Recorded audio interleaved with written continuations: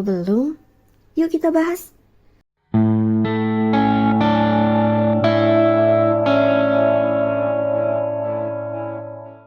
Salah satu teori penting dari Karl Marx adalah tentang agama dan kelas. Bayangin kamu bangun jam 5 pagi, berangkat kerja naik angkot desak-desakan, kerja 12 jam di pabrik, gaji pas-pasan.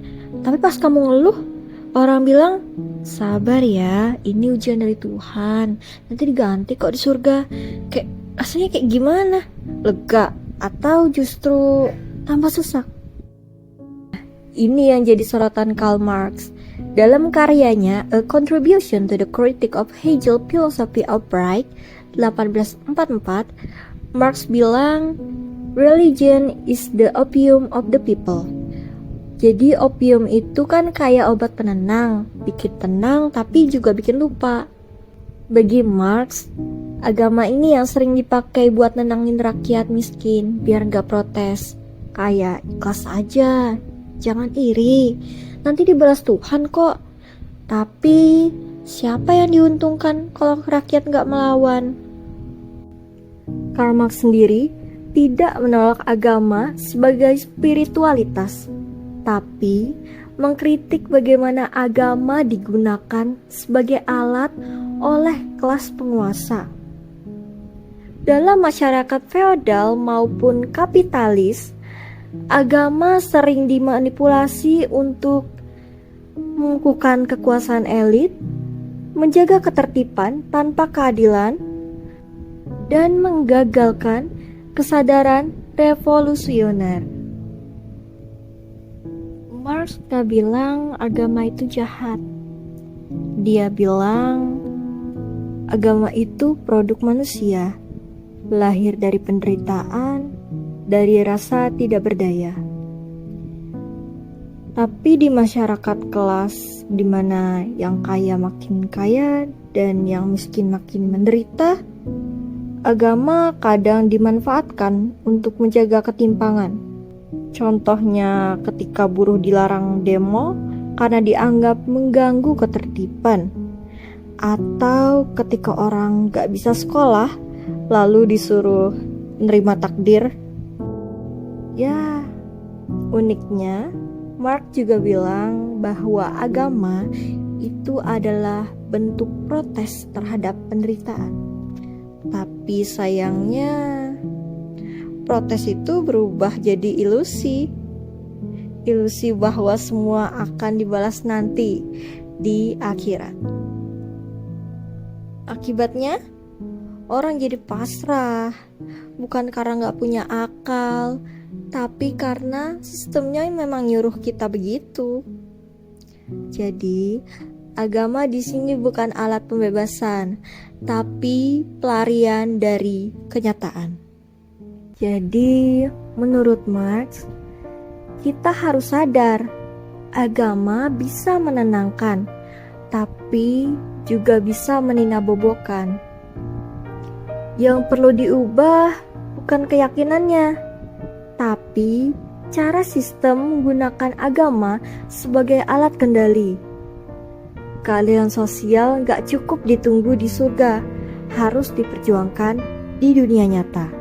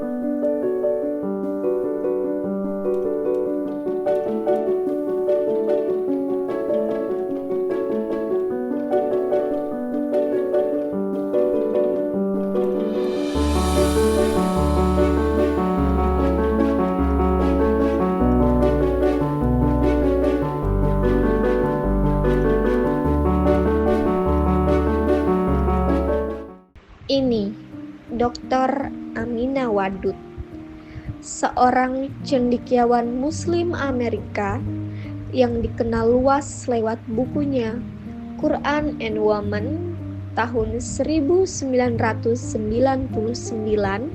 dan Inside the Gender Jihad tahun 2006. Dia mengajak kita untuk melihat Al-Quran bukan dari tafsir lama yang didominasi laki-laki, tapi dengan perspektif yang memperhatikan konteks perempuan dan keadilan. Amina berpendapat bahwa Al-Quran pada dasarnya egaliter.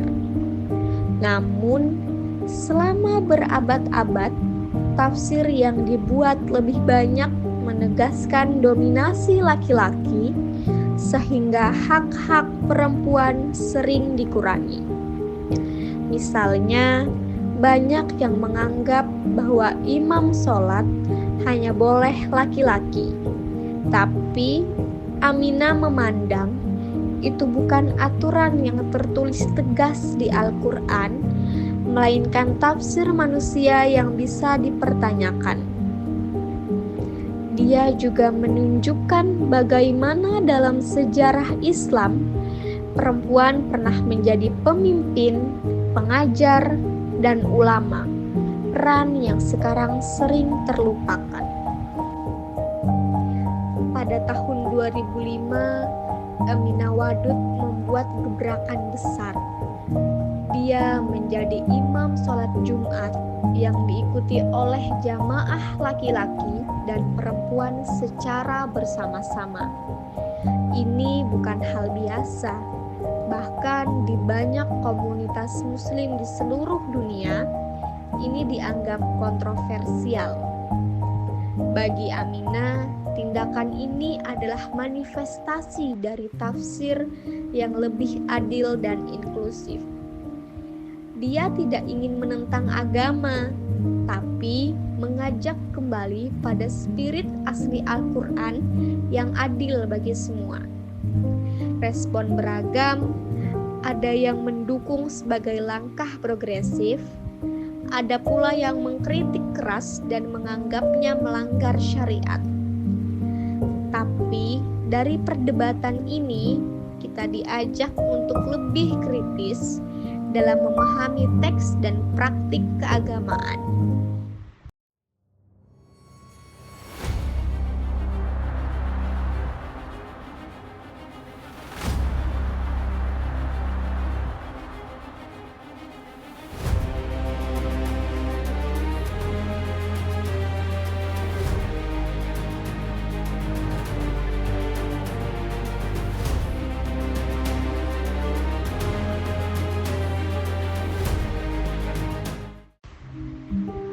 Bergerak ke Indonesia, ada Dr. Inayah Rohmaniah dari UIN Sunan Kalijaga Yogyakarta.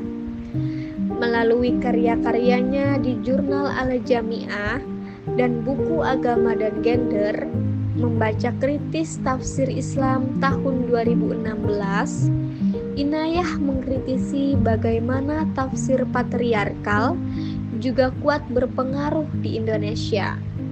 Islam, iman, dan ihsan itu ya, karena tauhid itu kan konsep keesaan. Artinya kalau kita meyakini bahwa la ilaha illallah, bahwa hanya Allah yang Tuhan kita, yang maha satu, yang maha segalanya, maka manusia mestinya setara. Gampangannya seperti itu. Kalau berdasarkan apapun, berdasarkan karena etnis, karena latar belakang negara, kulit, kekayaan, termasuk jenis kelamin, kemudian kita membedakan manusia, maka berarti iman kita dipertanyakan. Kira-kira seperti itu. Kenapa? Karena mestinya yang maha itu adalah Gusti Allah. Tapi mengapa kok manusia sering merasa seperti Tuhan ya, mempertuhan diri sendiri, sehingga menghakimi orang lain dengan sebutan-sebutan yang kemudian mendiskriminasi. Nah, maka sebenarnya orang yang beriman secara sederhana ketika mengucapkan la ilaha illallah mestinya menerima bahwa kita sebagai manusia termasuk laki-laki dan perempuan harusnya kita setara karena kita bukan Tuhan. Pembedanya apa? Inna akramakum indallahi atqakum. Jadi yang membedakan antar kulit, perbedaan kulit ya Bapak Ibu ya, perbedaan kaya dan miskin, perbedaan apa lagi kalau status sosial, perbedaan termasuk perbedaan jenis kelamin. Pembedanya sebenarnya adalah bukan jenis kelaminnya, bukan seberapa kaya dan simpanan uang yang dimiliki atau seberapa perusahaan yang dia miliki, bukan. Termasuk seberapa atau apa jenis kelaminnya atau mungkin dari kelompok yang mana. Pembedanya adalah Bapak Ibu saya kira sudah hafal, pasti adalah ketakwaannya. Dan takwa itu ukurannya apa? I'dilu wa aqrabu littaqwa. Nah, itu masalahnya Bapak Ibu kaitannya dengan tadi kita ngomongin gender. Bahwa ternyata indikator takwa yang paling dekat adalah adil. I'dilu wa aqrabu littaqwa. Maka kalau Bapak Ibu ini benar-benar ingin mewujudkan iman, Islam dan ihsan yang sesungguhnya yang tinggi, maka seharusnya Bapak Ibu ini menunjukkan bahwa kita berusaha untuk berbuat adil. Gitu. Kenapa? Karena adil itulah yang mendekatkan takwa. Kenapa tafsir yang adil dan setara ini penting? Karena masalah ini bukan hanya soal perempuan, tapi soal kemanusiaan dan keadilan. Jadi, apakah agama menindas perempuan?